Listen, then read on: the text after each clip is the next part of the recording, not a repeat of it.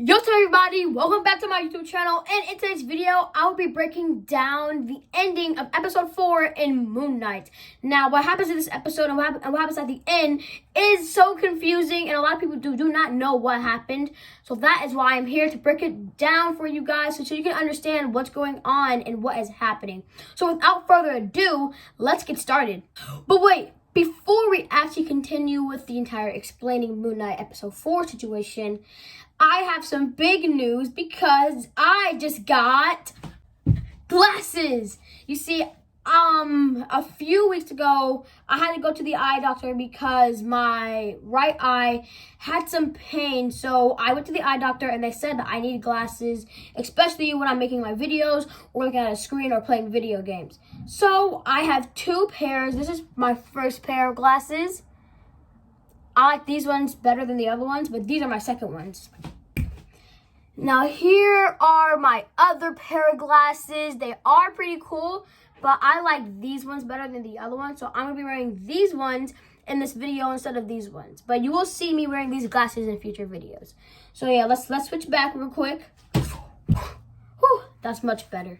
And in case you're guessing if I'm lying about these glasses, they are 100% prescription, but I was going to record the process of me getting the glasses, but I couldn't record inside of the building, so I couldn't do that. But yeah, these glasses are really cool, and I really like them. But now, without further ado, let's get started with the video. So, at the end of the episode, we can see that Mark has been shot by Harrow, not once, but 2 times.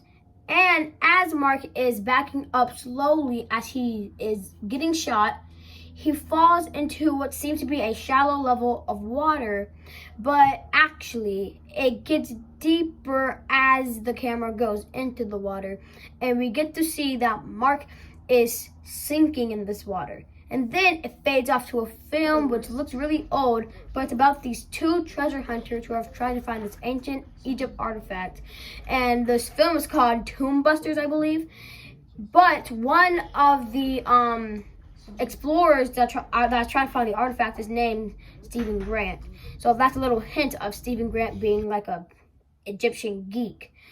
But then it fades out of the TV into a mental asylum where we can actually see Crawley. Then it keeps going slowly, and when we see this woman who actually was in episode 2, the person who's trying to take Stephen to Harrow. And then it fades off to Donna, who is Stephen Grant's boss in the Egyptian Museum.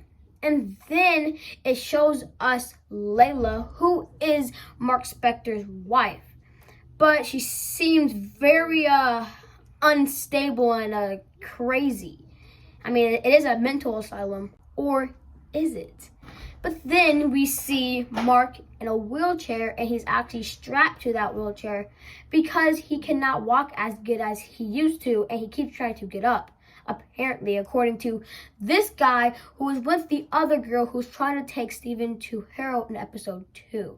But if all of these people are in this mental asylum along with Mark, this has to mean that everything that we've seen in the last 3 episodes and up to the ending of episode 4 was fake, and it was all an illusion in Mark's mind.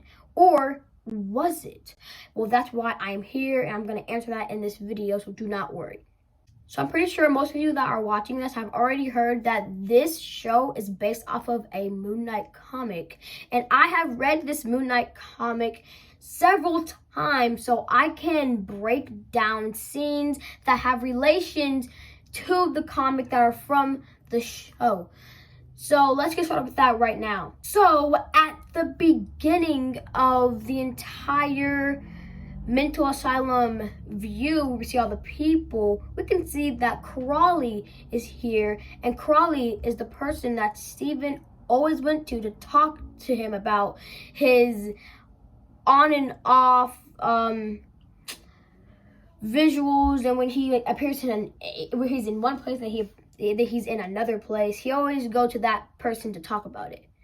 And Crawley was actually in the Moon Knight comic, and he was a use to Mark Spector because he told Mark Spector what was going on and where's the crime and, you know, where he needs to be. But I think in the show probably will not be help for Mark in this show, because I think the person who's gonna help Steven and Mark break out of this fake mental asylum is this Egyptian hippo, which I will get into later on in the video. But now let's talk about the other people that we've seen in this view of the whole mental asylum. She worked for Harrow, and in episode 2, she brought Steven to Harrow so Harrow can convince Steven to quit helping Khonshu. And then we can see Donna, who is Steven Grant's boss in an Egyptian museum. So that's all we know about these two characters in the show. But in the comics, there are these two guys, and these two guys just used to torture Mark in this mental asylum, and they just did it because they felt like it. But I think that her and him are like the resemblance of these two guys who are in the comics, because these two guys always worked for this girl named Mrs. Emmett, which is really just Amit in disguise, which Mark later figures out in the comics. So I think that when Mark met up with Harrow in the all-white office, this is not really Harrow. This is actually Amit, and she's tricking Mark so Mark won't think that that everything that he's seeing is fake. Then it shows us Layla, who in the show is Mark Spector's wife. But in this mental asylum, she's looking pretty crazy, like very, very, very insane. So in the comics, Mark had a love interest, and her name was Marilyn. And Marilyn in the comics, she just acted not crazy like Layla did, but she just didn't say anything. She was shy, and she was always sleeping, and she never really was active like Layla is in the show. But yeah, that's another relation from the comics in the show.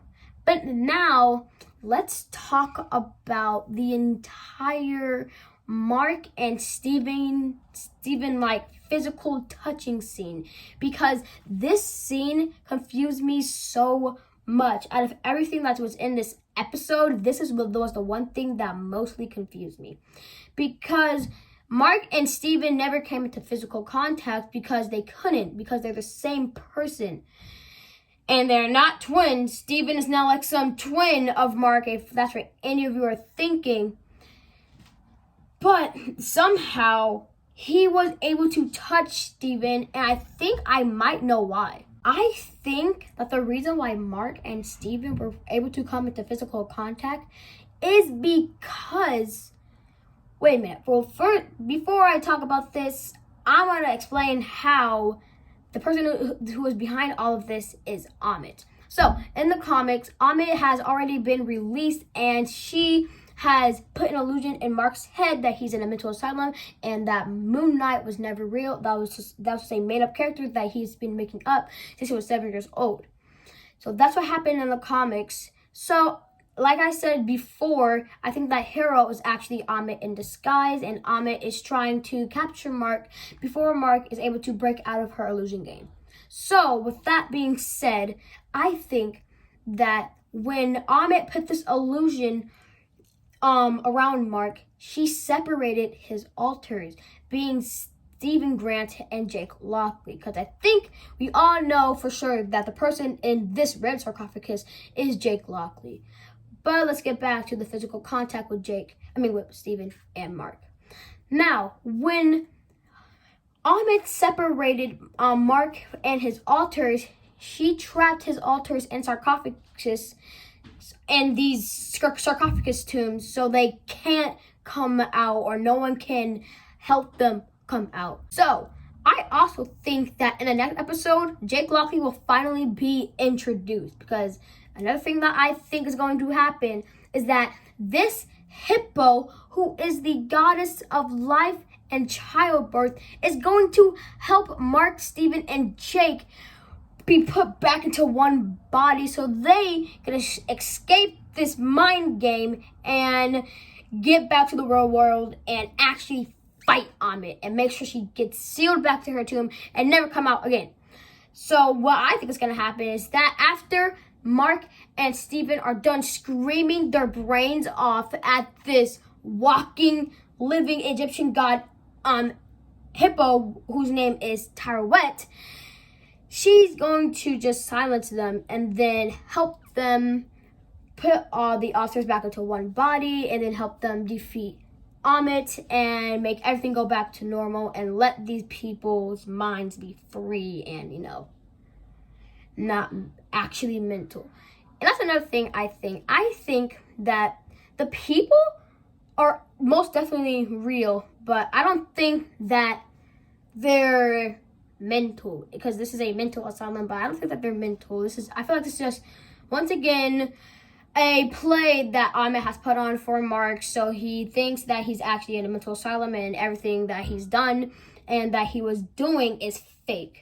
And that is all I have for you guys today. And if you appreciated the information that I gave you about this, the ending of this episode, I would appreciate it if you give this video a like and subscribe and left a comment. And while you're subscribed to this video, make sure you turn on those post notifications so you get notified every time I post a new video. And I wish you all an amazing day. Stay safe, stay lively, go outside, get some fresh air, and you have a good night or good day. And I'll see you in the next video. Peace.